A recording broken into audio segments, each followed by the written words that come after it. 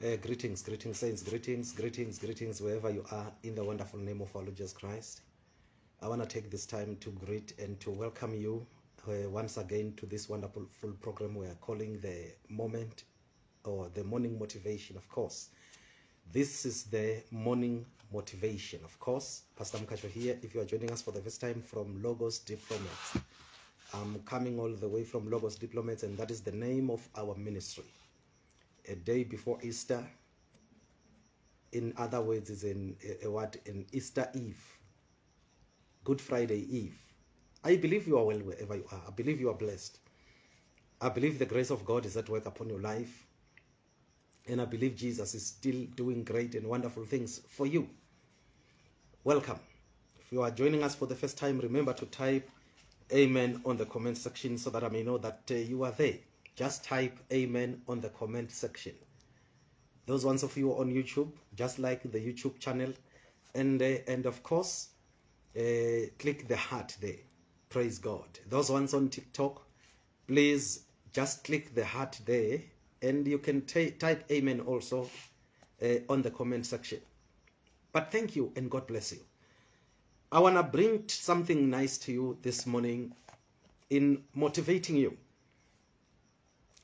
In the book of Mark, chapter number 16, verse number 16, 17, and verse number 18.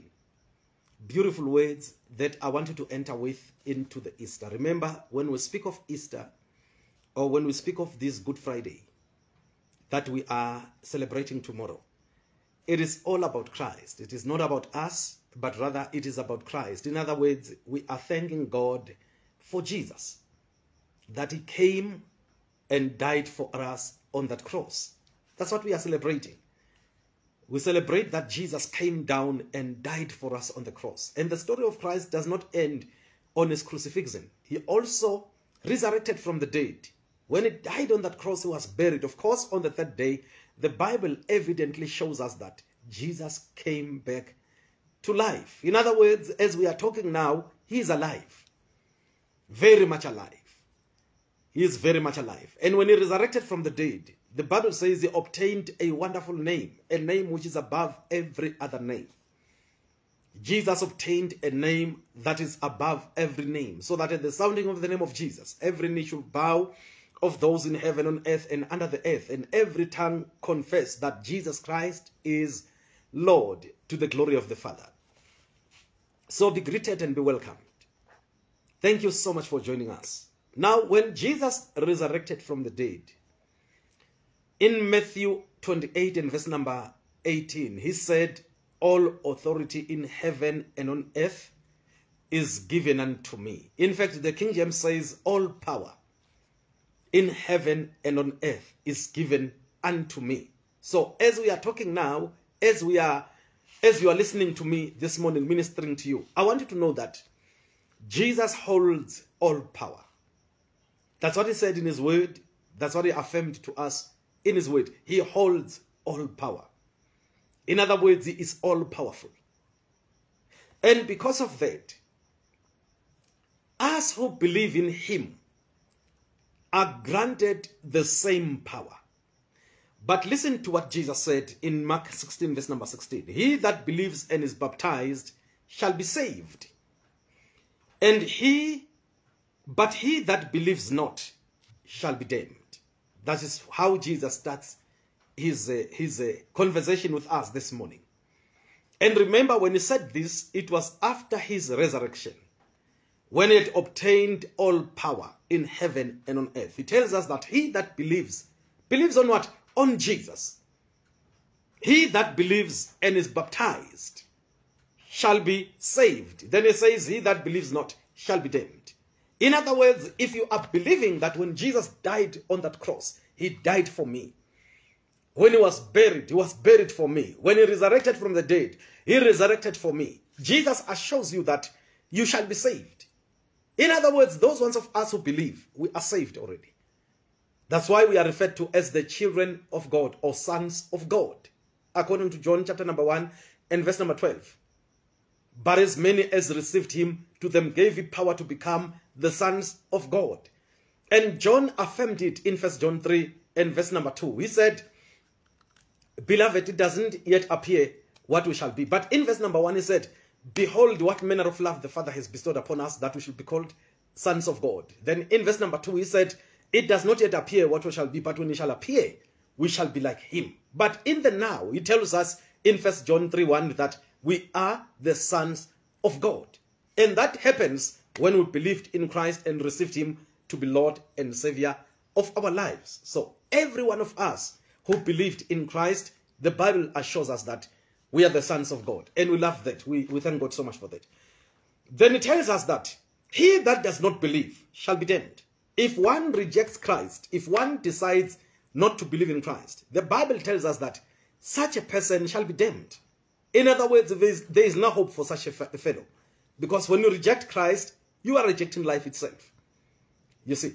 But there is more that I want to show you quickly this morning before I can pray for you. There is more. In verse number 17, then he begins here to show us something very, very important. Listen to what Jesus said. And these signs shall follow them that believe. He says these signs are going to follow them that believe. In other words, these are going to be the marks of those who believe.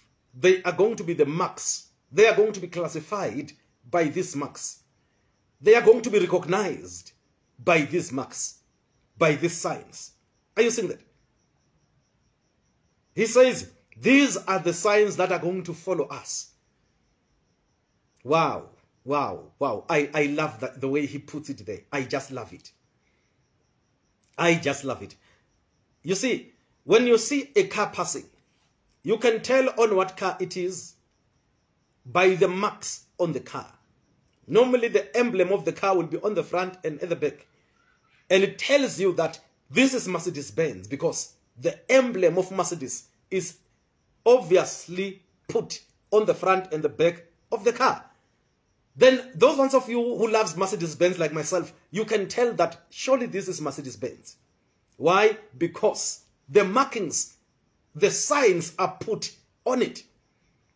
And Jesus tells us that the world is going to know those who believe in him by the signs that he has put in them. Oh, I love that. I love that. What are those signs? Now, in verse number 17 again. And these signs shall follow them that believe. In my name, they shall cast out devils. They shall speak with new tongues. Wow. He tells us that the first sign that we shall be recognized by is that we are going to be casting out devils. When we cast out devils, it's a sign that we believe in Christ now. In other words, the people of the world are able to recognize that, oh, these are the ones who believe in Christ. Why? Because they are casting out devils. That is our sign. And that's why wherever you are, in your home, cast out devils. At your workplace, cast out devils, because that is what the Lord has assigned you to do. You see, when you enter into that workspace, you are saying any demonic spirit assigned to oppose God's will in this place, I come against you in the name of Jesus. Be casted out of this place. Go back to hell where you are coming from, because that is the assignment for which you are called. Jesus said that will be the sign that you are now believing in him by casting out devils. Oh, hallelujah. You don't wait for people to manifest demons. No. You are casting out devils because wherever you are, demons are deployed. They are deployed almost everywhere. You see. When things are not well in your family, you don't complain. No, you cast out those devils. It doesn't matter what kind of devils they are. You cast them out. But of course, do that wisely. Don't do it in the presence of those who do not believe. Let them go and sleep. Go to your room. You start praying. And don't make noise so that they don't hear what you are saying. Hallelujah. You start binding and casting out those devils. Because that is what you are called for. You are a caster of devils. And he said, they also shall speak in new tongues. Those ones of us who are born again. Jesus tells us that we are to speak with new tongues. Verse number 18. Our time is very much limited. It's almost up. But let me wrap up quickly. Verse number 18. They shall take up serpents, and if they drink any deadly thing, it shall not hurt them. They shall lay their hands on the sick, and they shall recover. Oh, hallelujah to the Lord. Let me quickly explain that one also to you. Jesus says they shall take up serpents. In other words, when you accidentally take a serpent, just like Paul did. You remember Paul, the Bible says he was gathering some woods, some firewoods. to make fire because it was cold. And they just had a shipwreck. They were wet. They were freezing. But in the process of him collecting those firewoods, the Bible says there was a venomous serpent that bit Paul on the hand, and it got stuck to the fangs just held on Paul's hand. And the Bible says Paul just shook it off his hand. And guess what happened? Those who were there, they said this man must be evil. Though he survived the shipwreck in the sea, yet justice never allowed him to see the next day. The venomous snake or serpent bit him. In other words, they were saying Paul is going to die. It never happened. Paul was sharing the gospel with them, smiling and laughing with them like nothing happened. And I'm telling you, those people, they knew that venomous serpent, that it was surely venomous and it must kill Paul. But Paul never died. You see what we are made of? We are not killed by snakes. We are not victims of serpents. No.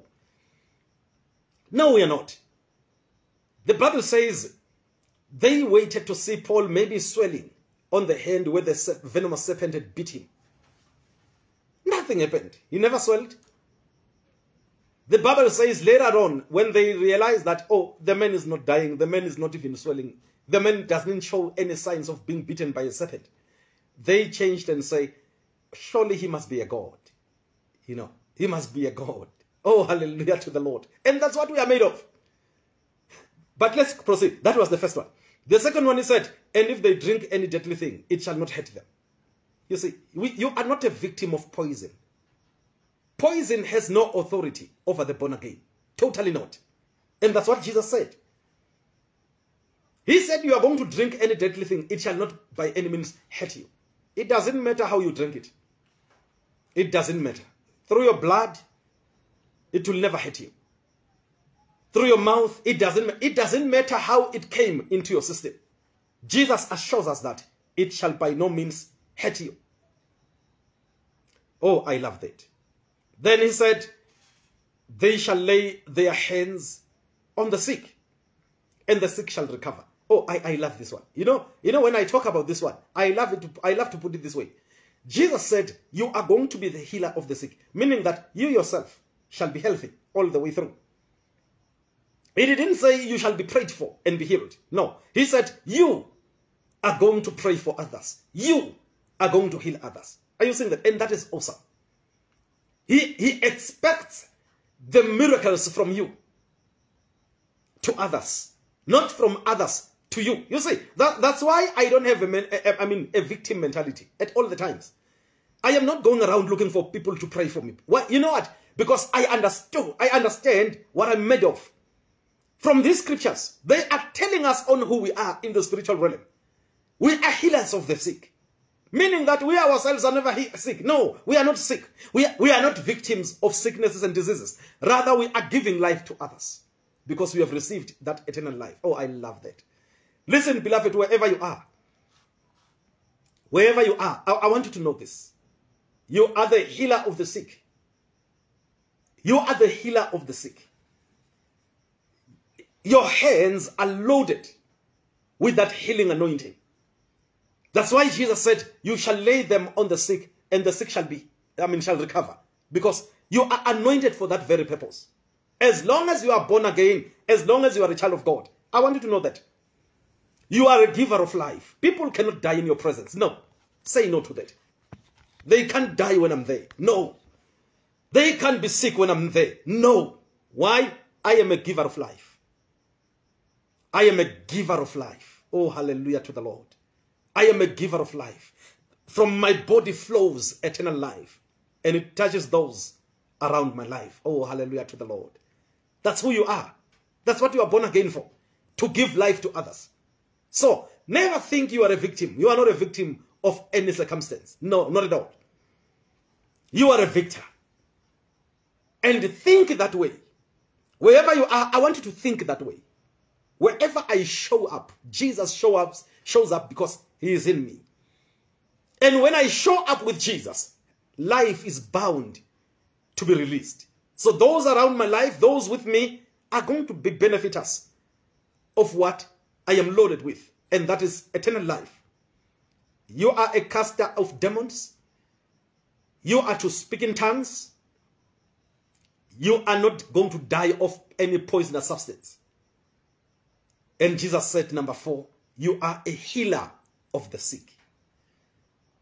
You are a healer of the sick. I want you to think that way this day. As you are starting it wherever you are, I want you to remember this. You are a giver of life. You are a performer of miracles. Because the Lord is at work upon you. Think that way. Think. Let your subconscious be programmed and tuned that way. Hallelujah. Be tuned that way. God bless you. Our time is up. Let me quickly say a word of prayer for you. Heavenly Father, in the name of Jesus, I thank you so much for everyone who had joined us this morning. I release life upon them. I pray that indeed, according to your word, wherever they shall be, they are going to be releasers of life also to others. Oh, I pray that there shall be miracles that are going to follow them. Wherever they are, there shall be miracles. Financial miracles, health miracles, miracles everywhere. Whatever they are going to touch with their hands this day, it is going to be blessed because they are the blessed ones. In Jesus' name. Father, bless them. Cover them with your grace. Let the love of God be made manifest upon them mightily in Jesus' name. Father, we thank you. Give you the honor. We give you the glory. In Jesus' mighty name we have prayed. Amen. Thank you, saints. Thank you wherever you are. May the Lord richly, richly bless you. Thank you for joining us. Pastor Mhlanga with Mamfundisi Mhlanga. Thank you, Bafundisi Mam. Thank you. We are honored. Looking forward to seeing you soon. In Jesus' name. Amen. Mama Shabe siyabonga mage. Siyabonga kakhulu. Thank you for joining us. Looking forward to seeing you soon. We are without electricity this side, so please bear with us. We are not at Logos Diplomats Facebook page.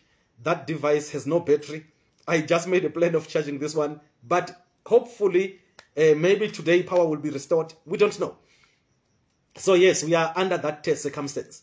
But don't worry, we are rejoicing in the Lord. We are so happy in the Lord, and we thank God so much for everything that He does for us. If power is restored tonight, I will be ministering. Otherwise, if I'm not online, please understand that we don't have electricity. It was struck by lightning, I believe, because after that lightning, after that storm on Thursday, when was it?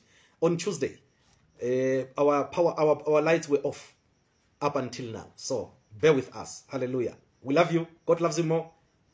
Have a wonderful winning day wherever you are. In Jesus' name. Amen. God bless you.